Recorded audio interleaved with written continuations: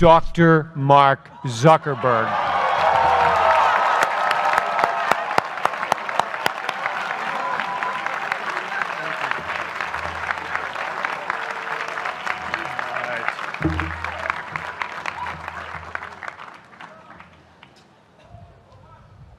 I love this place. Thank you all for coming out in the rain, the pouring rain. We're going to make this worth it for you. President Faust, Board of Overseers, faculty, friends, alumni, proud parents, members of the ad board, and graduates of the greatest university in the world.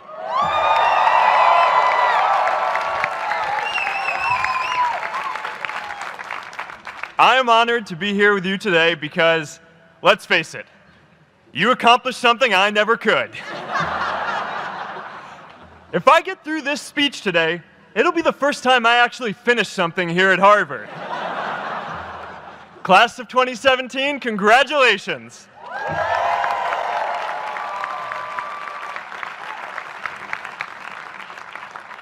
Now, I'm an unlikely speaker today, not just because I dropped out, but because we're technically in the same generation. We walked this yard less than a decade apart. We studied the same ideas and slept through the same Act 10 lectures. We may have taken different roads to get here, especially if you came all the way from the Quad. But today, I want to share what I've learned about our generation and the world we're all building together. But first, these last couple of days have brought back a lot of good memories. How many of you remember exactly where you were and what you were doing when you got that email telling you got into Harvard?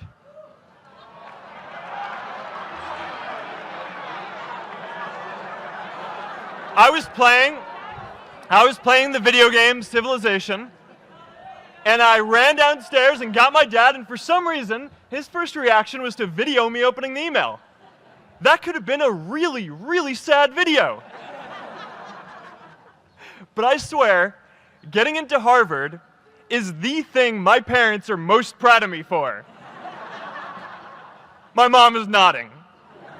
You all know what I'm talking about. Look, guys, it's tough to beat this. You'll see when you get out there. How many of you remember your first lecture here at Harvard? Mine was Computer Science 121 with the incredible Harry Lewis. Harry. I was running late for class, so I threw on a t-shirt, and I didn't realize until afterwards that I put it on inside out and backwards, and my tag was sticking out the front. I couldn't figure out why no one in class would talk to me. Except for this one guy, KX Jin. He just went with it. We started doing our problem sets together, and now he runs a big part of Facebook.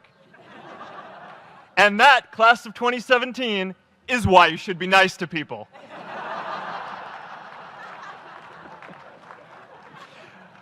But my best memory from Harvard is meeting Priscilla.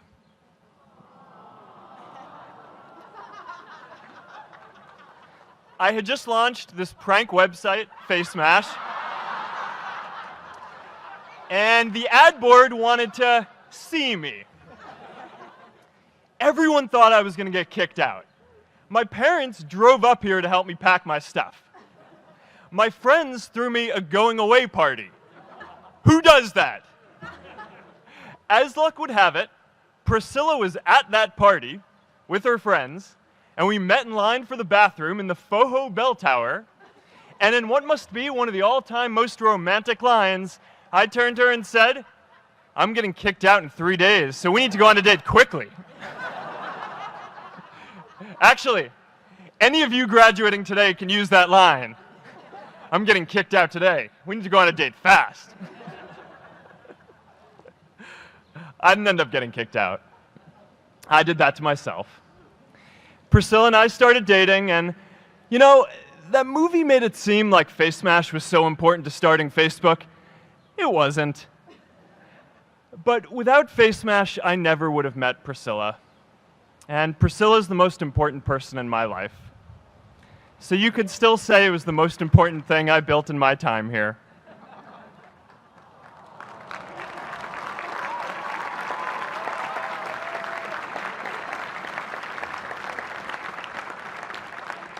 We have all started lifelong friendships here, and some of us even families. That's why I'm so grateful to this place. Thanks, Harvard.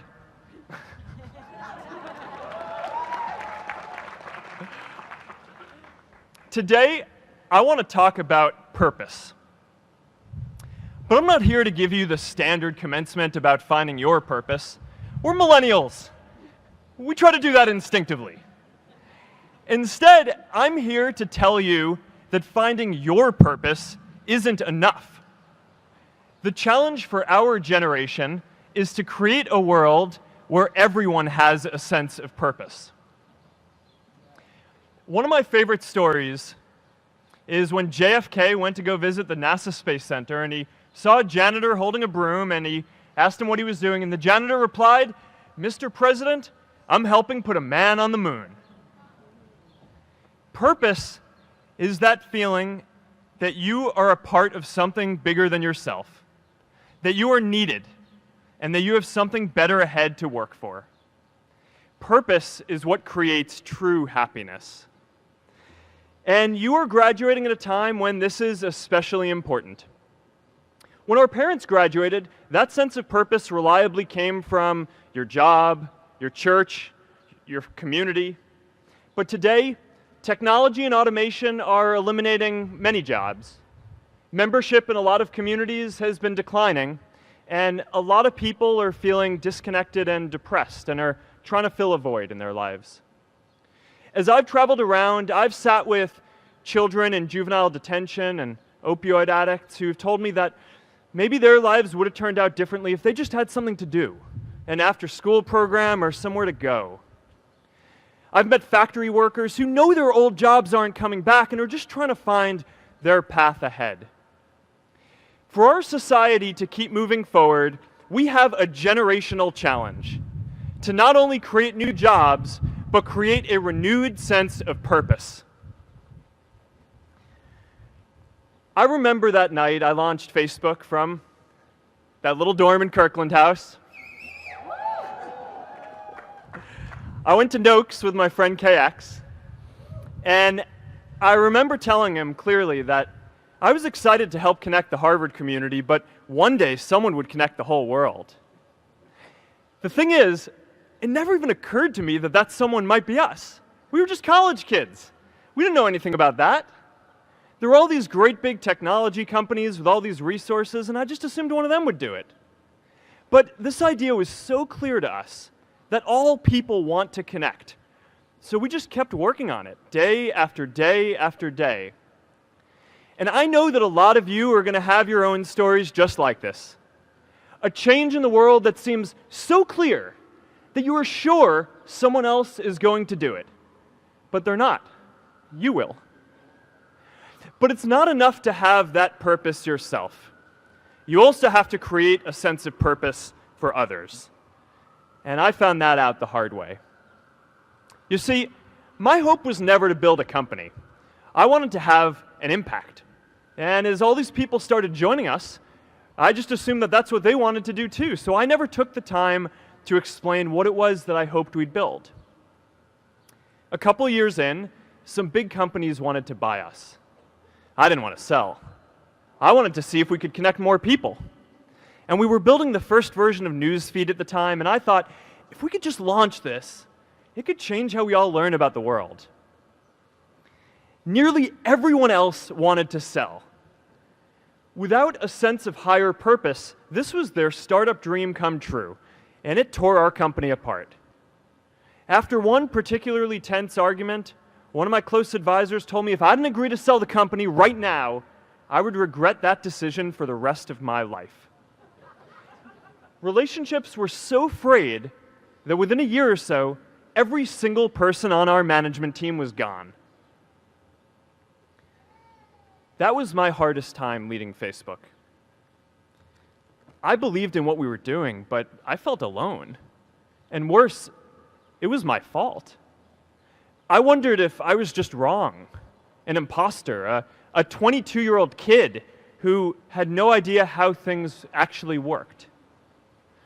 Now, years later, I understand that is how things work when there's no sense of higher purpose. So it's up to all of us to create it so we can all keep moving forward together. And today, I want to talk about 3 ways that we can create a world where everyone has a sense of purpose. By taking on big, meaningful projects together. By redefining equality so everyone has the freedom to pursue their purpose. And by building community all across the world. So first, let's take on big, meaningful projects. Our generation is going to have to deal with tens of millions of jobs replaced by automation like self-driving cars and trucks. But we have the potential to do so much more than that. Every generation has its defining works. More than 300,000 people worked to put that man on the moon, including that janitor. Millions of volunteers immunized children around the world against polio, and millions of more people built the Hoover Dam and other great projects. And now it's our generation's turn to do great things. Now I know, maybe you're thinking, I don't know how to build a dam. I don't know how to get 1 million people involved in anything. Well, let me tell you a secret. No one does when they begin. Ideas don't come out fully formed. They only become clear as you work on them. You just have to get started. If I had to know everything about connecting people before I got started, I never would have built Facebook. Movies and pop culture just get this all wrong. The idea of a single eureka moment is a dangerous lie. It makes us feel inadequate because we feel like we haven't had ours yet. And it prevents people with seeds of good ideas from ever getting started in the first place. Oh, and you know what else movies get wrong about innovation? No one writes math formulas on glass, okay? All right? That's not a thing, okay?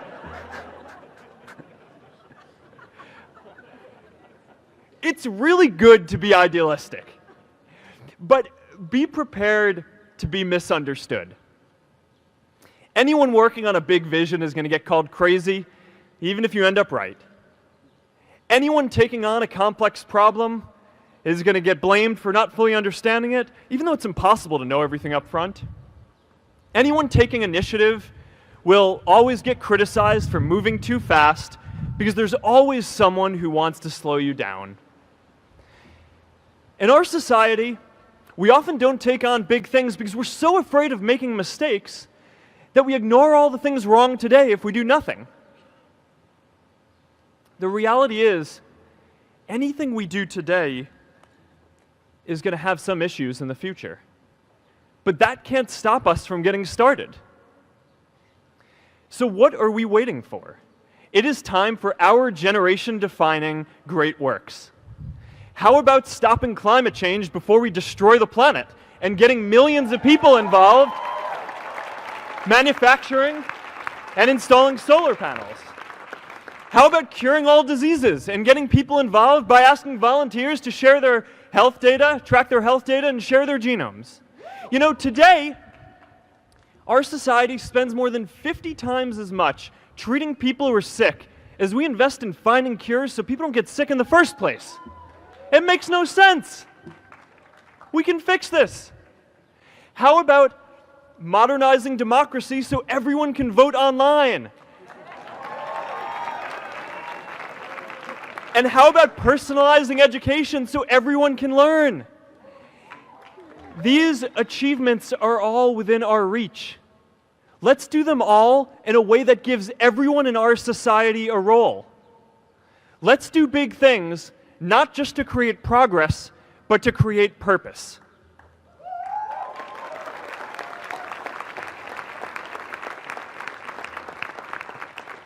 So taking on big, meaningful projects together is the first thing we can do to create a world where everyone has a sense of purpose. The second is redefining our idea of equality so everyone has the freedom to pursue their purpose. Now, many of our parents had stable jobs throughout their careers, but in our generation, we're all a little entrepreneurial, whether we're starting our own projects or finding our role in another one. And, that's great, because our culture of entrepreneurship is how we create so much progress. An entrepreneurial culture thrives when it is easy to try lots of new ideas. Facebook wasn't the first thing I built. I also built chat systems and games, study tools and music players, and I'm not alone.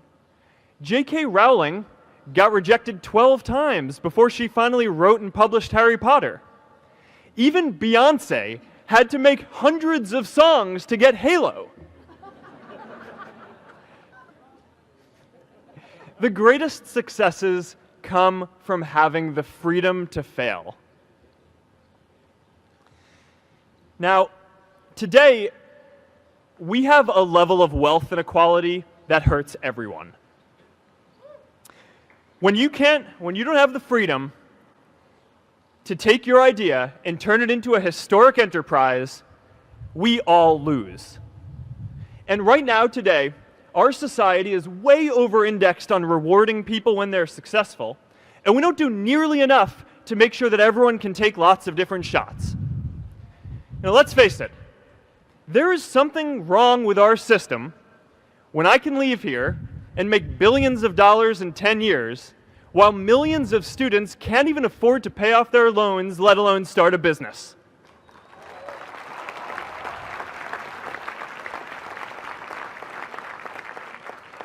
Look, I know a lot of entrepreneurs, and I don't know a single person who gave up on starting a business because they were worried they might not make enough money.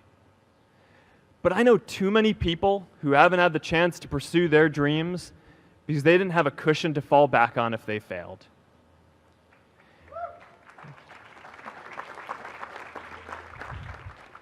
We all know you don't get successful just by having a good idea or working hard. You get successful by being lucky too. If I had to support my family growing up instead of having the time to learn how to code, if I didn't know that I was going to be fine if Facebook didn't work out, then I wouldn't be standing up here today. And if we're honest, we all know how much luck we've had to get to this point in our lives. Every generation expands its definition of equality. Previous generations fought for the vote and civil rights. They had the New Deal and Great Society. And now it's time for our generation to define a new social contract.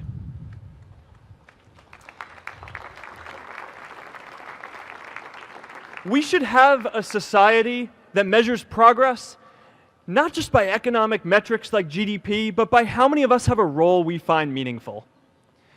We should explore ideas like universal basic income to make sure that everyone has a cushion to try new ideas. We're all going to change jobs and roles many times, so we need affordable childcare to get to work and healthcare that's not tied to just one employer. And we're all going to make mistakes. So we need a society that's less focused on locking us up and stigmatizing us when we do. And as our technology keeps on evolving, we need a society that is more focused on providing continuous education through our lives.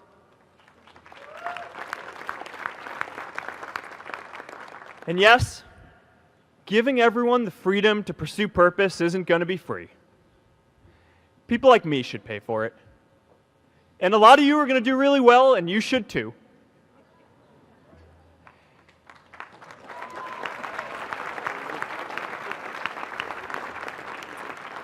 That is why Priscilla and I started the Zuckerberg Initiative and committed our wealth to promoting equal opportunity.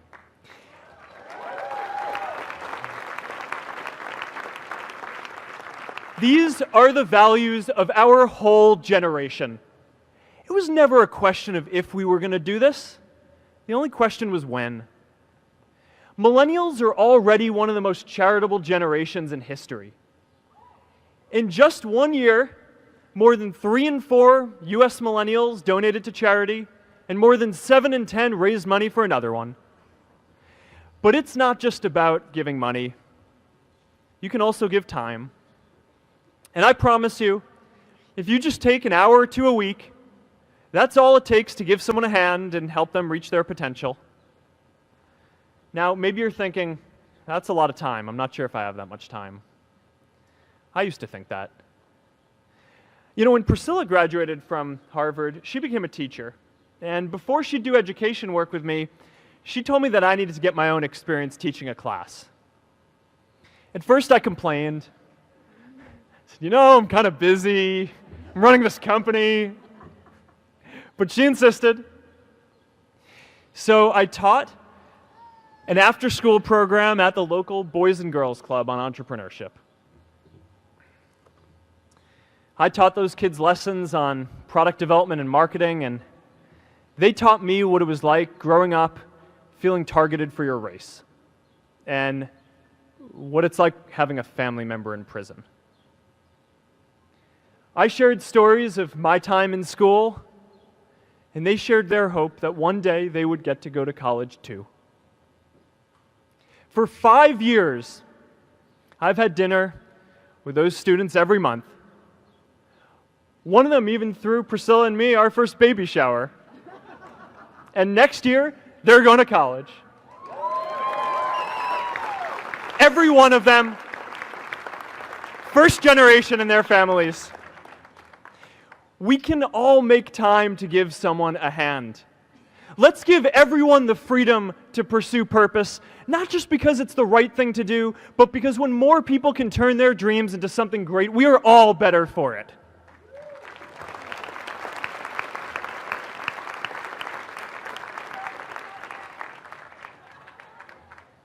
Purpose doesn't only come from work. The third way we can create a sense of purpose for everyone is by building community. And in our generation, when we say purpose for everyone, we mean everyone in the world. Now, quick show of hands. How many of you here are from another country? All right, now keep your hands up. How many of you are friends with one of these folks?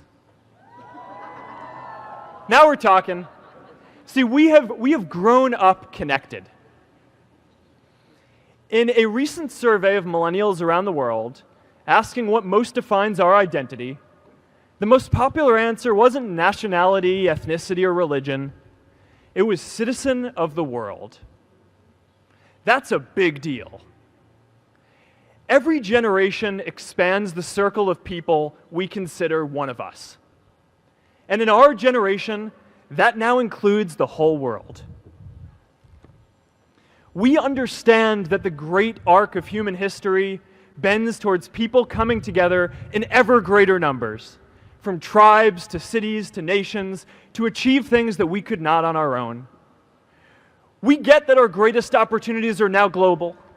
We can be the generation that ends poverty, that ends disease.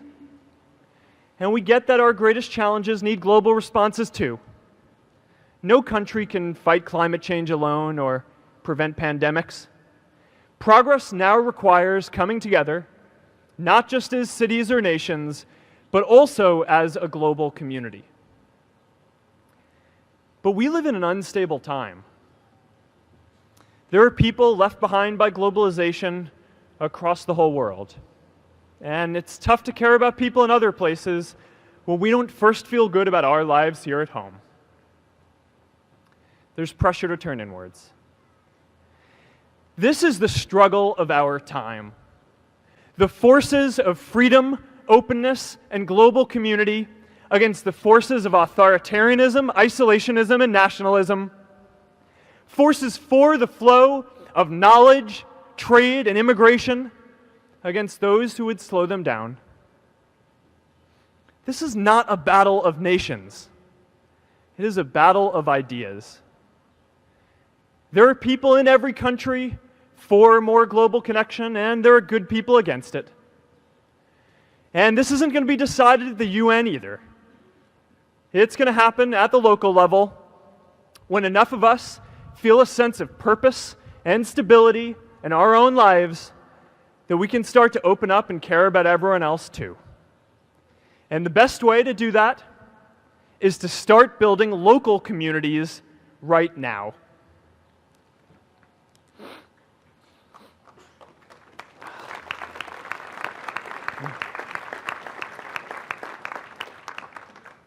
We all get a lot of meaning from our communities. Who here's from Elliott House? How about Lowell? I know you guys found community because you literally live right on top of each other. And Mather? I'll just leave that there. Whether our communities are houses or sports teams, churches or a cappella groups, they give us that sense that we are a part of something bigger, that we are not alone. They give us the strength to expand our horizons. And that's why it's so striking that over the past few decades, membership in all kinds of communities has declined by as much as 1/4. That's a lot of people who now need to find a sense of purpose somewhere else. But I know that we can rebuild these communities and start new ones because many of you already are. I met Agnes Agoye, who's graduating today. Agnes, where are you?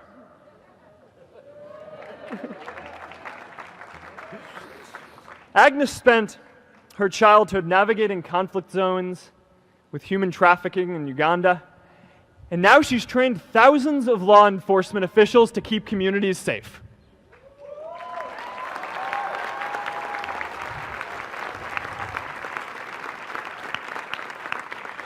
I met Kayla Oakley and Neha Jain. We're graduating today too. Stand up, guys. Kayla and Neha started a nonprofit that connects people suffering from chronic illnesses with people in their communities who are willing to help out.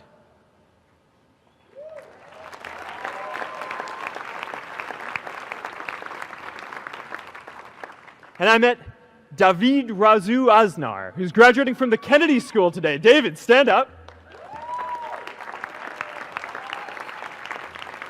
David is a former city councilor who fought to make Mexico City the first Latin American city to pass marriage equality, even before San Francisco.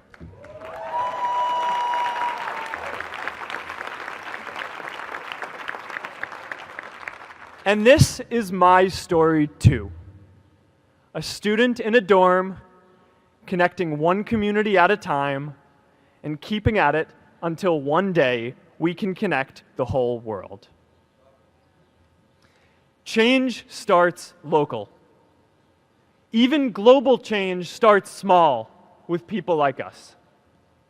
In our generation, the struggle of whether we connect more, whether we achieve our greatest opportunities, comes down to this: your ability to build communities and create a world where every single person has a sense of purpose.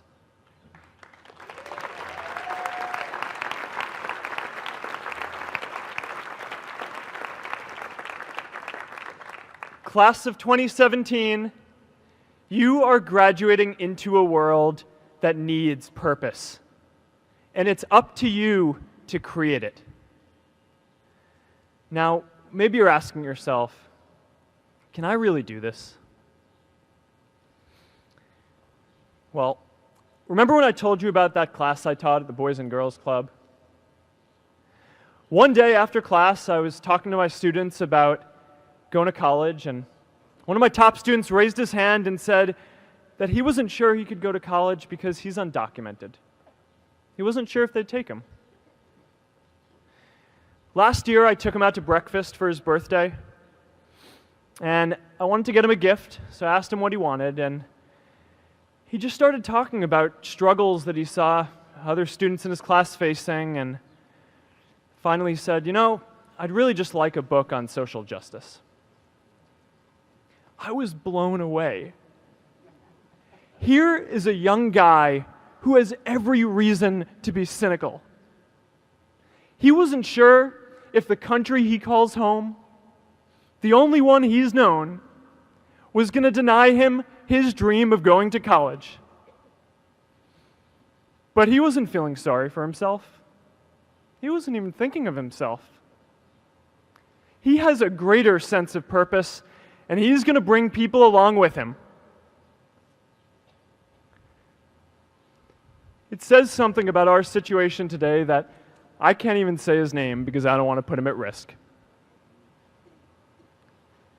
But if a high school senior who doesn't know what the future holds for him can do his part to move the world forward, then we owe it to the world to do our part too.